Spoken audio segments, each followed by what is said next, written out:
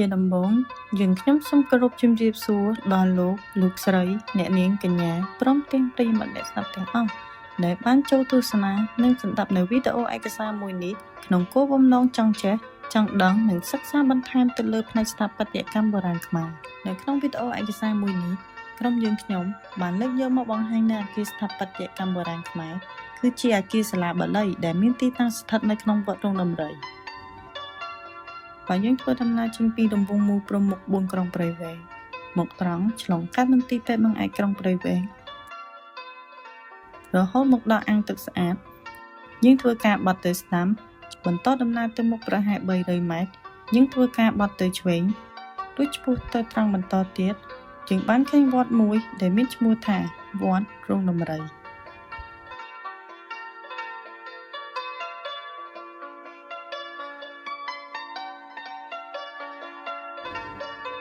មុននឹងឈានចូលដល់ការបង្ហាញអគារដែលក្រុមយើងខ្ញុំបានយកមកសិក្សាយើងខ្ញុំសូមធ្វើការរៀបរាប់អំពីព័ត៌មាននិងប្លង់ទិដ្ឋភាពរួមនៅក្នុងវត្តរងដំរីជាមុនសិនបើយើងមើលតាមប្លង់ទិដ្ឋភាពរួមដែលបានបង្ហាញយើងឃើញថាសំណង់អគារដែលមាននៅក្នុងវត្តរងដំរីរួមមានសាលាបាលីចាស់វិហារបុរាណសាលាឆាន់កុដិថ្មីដែលកំពុងសាងសង់និងរោងដាក់អីវ៉ាន់និងចុងក្រោយគឺជាអគារដែលក្រុមយើងខ្ញុំបានយកមកសិក្សាផ្ទាល់វត្តរងដំរីមានទីតាំងស្ថិតនៅក្នុងភូមិលេខ6សង្កាត់កំពង់លាវក្រុងព្រៃវែងខេត្តព្រៃវែងជាការពិតណាស់បើផ្អែកតាមផ្ទាំងចរិតចាជាប់នឹងជញ្ជាំងខាងលិចនៃព្រះវិហារវត្តបានឲ្យដឹងថាចាប់តាំងពីកកើតវត្តនេះមកវត្តនេះបានទទួលការផ្ចង់ផ្ដើមជ្រុំជ្រែងខ្លាំងពីសំណាក់ព្រះអង្គមួយអង្គដែលមានព្រះនាមថាយុយិម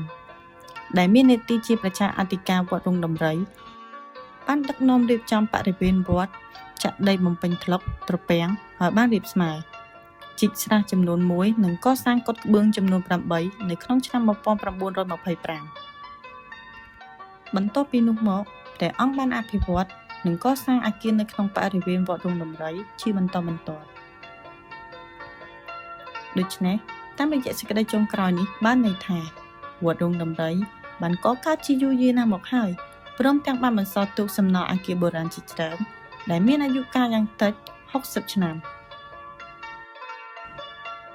នៅក្នុងនោះផងដែរក៏មានសំណល់អគារស្ថាបត្យកម្មបុរាណមួយដែលស្ថិតនៅក្នុងវត្តរងដំរីដែលជាអគារដែលក្រុមយើងខ្ញុំបានយកមកសិក្សាចំពោះអគារសាលាបាលីនេះផងដែរបានសាងសង់ឡើងនៅក្នុងឆ្នាំ1952ដែលស្ថិតនៅក្នុងចុងសម័យកាលអាណានិគមបារាំងគោលបំណងក្នុងការសាងសង់អគារនេះឡើងពោលគឺសម្រាប់បម្រើជាថ្នាក់បណ្ដុះបណ្ដាលចំណេះដឹង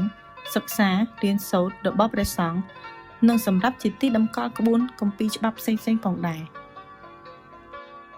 លុះមកដល់សម័យកម្ពុជាប្រជាធិបតេយ្យកម្មាភិបាលខ្មែរក្រហមបានយកកុដិព្រះសង្ឃធ្វើជាមន្ទីរពេទ្យជាបាលអ្នកជំងឺនិងយកព្រះវិហារធ្វើជាកន្លែងចិញ្ចឹមជ្រូកហើយចំពោះធម្មសាលានិងអគារសាលាបាលីនេះផងដែរគឺសម្រាប់បម្រើការងារប្រចាំថ្ងៃរបស់ពួកគេបន្ទាប់ពីទទួលបានសន្តិភាពអគារនេះនៅតែបន្តដើរតួនាទីជាសាលាបាលីតែក្រោយមកដោយសារតែគ្មានគ្រូបង្រៀនព្រះសង្ឃនិងពុំសូវមានអ្នកបួសរៀនទើបអគារនេះប្រែតួនាទីជាកុដិសម្រាប់ព្រះសង្ឃគង់នៅវិញ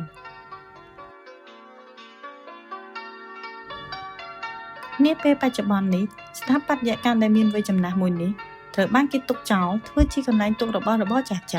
ដែលហេតុថាអគារនេះចាស់បើបន្តប្រើប្រាស់ខ្លាចមានគ្រោះថ្នាក់ដល់ព្រះសង្ឃទោះជាយ៉ាងនេះក្តីអគារនេះនៅតែឈរយ៉ាងរឹងមាំបង្ហាញនូវសម្រស់និងភាពសម្បូរបែបនៃសិល្បៈស្ថាបត្យកម្មតាមបែបរបស់ខ្លួនយ៉ាងសោះត្រកាល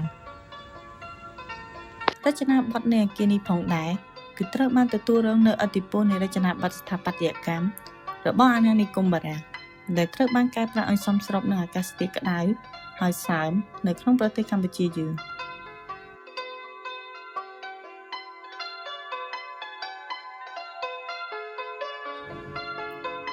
អគារសាលាបាលីនេះបានបង្ហាញអំពីលក្ខណៈរួមបញ្ចូលគ្នាយ៉ាងល្អរវាងស្ថាបត្យកម្មខ្មែរបារាំងដែលមានលក្ខណៈដូចជានៅចំពីមុខអគារមានភាពស៊ីមេទ្រីមានរានហាលធំៗដែលមានលក្ខណៈកោងមានបង្អួចទ្វារធំៗ នឹងមានខឿនជួយលើកកម្ពស់ជាន់តដីពីដីឲ្យជួយកាត់បន្ថយកម្ដៅនិងសំណើមនិងទឹកជំនន់ផងដែរនៅផ្នែកខាងមុខនៃអគារយើងឃើញមានជណ្ដើរពីរសងខាងដែលធ្វើឡើងអំពីល្បាយបេតុងភ្ជាប់ទៅនឹងឋាននៃជាន់ផ្ទាល់ដីលើពីនេះទៅទៀតយើងក៏បានឃើញបង្កាន់ដៃដែលគេបំពាក់ទៅលើអគារគឺជាប្រភេទបង្កាន់ដៃដែកលំនាំអឆ្លាក់តុបតែងដែលមានក្បូរក្បាច់រចនាស្រស់ស្អាតដែលភាគច្រើនគេនិយមប្រើប្រាស់នៅក្នុងស្ថាបត្យកម្មខ្មែរនាសម័យអាណានិគមនិយមបារាំងដែលញ៉ាំងឲ្យសោភ័ណភាពរបស់អគារនេះកាន់តែមានភាពលេចធ្លោមួយកម្រិតទៀតបើយើងក្រឡេកទៅមើលផ្ទៃជញ្ជាំងដែលនៅជុំវិញអគារវិញយើងឃើញថានៅលើបង្អួចនិងទ្វារគេបានបំពាក់ឥដ្ឋខ្យល់ដែលវាមានមុខងារឲ្យខ្យល់និងពន្លឺធម្មជាតិចេញចូលអគារបានយ៉ាងល្អនិងជាផ្នែកមួយដែលជួយលើកកម្ពស់សោភ័ណភាពរបស់អគារសាលាបាលីនេះផងដែរចំពោះការរៀបចំលំហផ្នែកខាងក្នុងនៃអគារសាលាបាលីនេះនៅជាន់ផ្ទាល់ដីគេបានខណ្ឌជាពីរលំហធំនៅខាងមុខជាកន្លែងសម្រាប់ព្រះសង្ឃសិក្សាតែនាពេលនេះត្រូវបានគេទុកចោលជាកន្លែងដាក់សម្ភារៈចាស់ៗនិងលំហខាងក្រោយត្រូវបានគេខណ្ឌសម្រាប់ប្រើប្រាស់ធ្វើជាបន្ទប់ទឹកបើងាកទៅជ្រុងខាងឆ្វេងនៃលំហយើងឃើញមានជណ្ដើរដែលមានទម្រង់អក្សរ L ដែលមាននាទីភ្ជាប់ប្រព័ន្ធចរាចរណ៍ទៅជាន់ទី1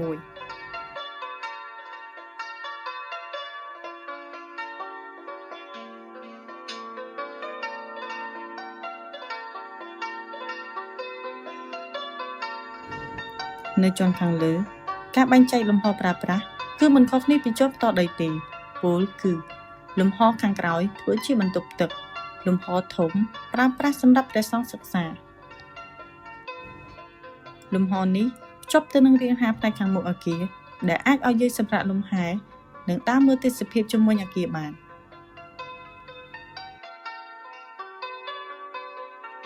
នៅជ្រុងខាងឆ្វេងនៃជាន់ខាងលើនេះយើងឃើញមានជណ្ដើរត្រាំងមួយដែលយើងឃើញថាវាមានរាងចោតយ៉ាងខ្លាំងតែវាមាននាទីភ្ជាប់ជាន់ខាងលើនេះជាមួយនឹងជាន់ដំបូលនៃអគារនៅលើដំបូលនៃអគារនេះផងដែរគឺជាដំបូលរាបស្មើដែលមានបង្កាន់ដៃព័ទ្ធជុំវិញដើម្បីការពារការធ្លាក់គែមជុំវិញនៃដំបូលនេះមានរន្ធបង្ហូរទឹកចំនួន32ដែលការពារការជ្រាបទឹកផ្នែកដំបូលដែលអាចឲ្យយើងឡើងទៅសម្រាកលំហែបាន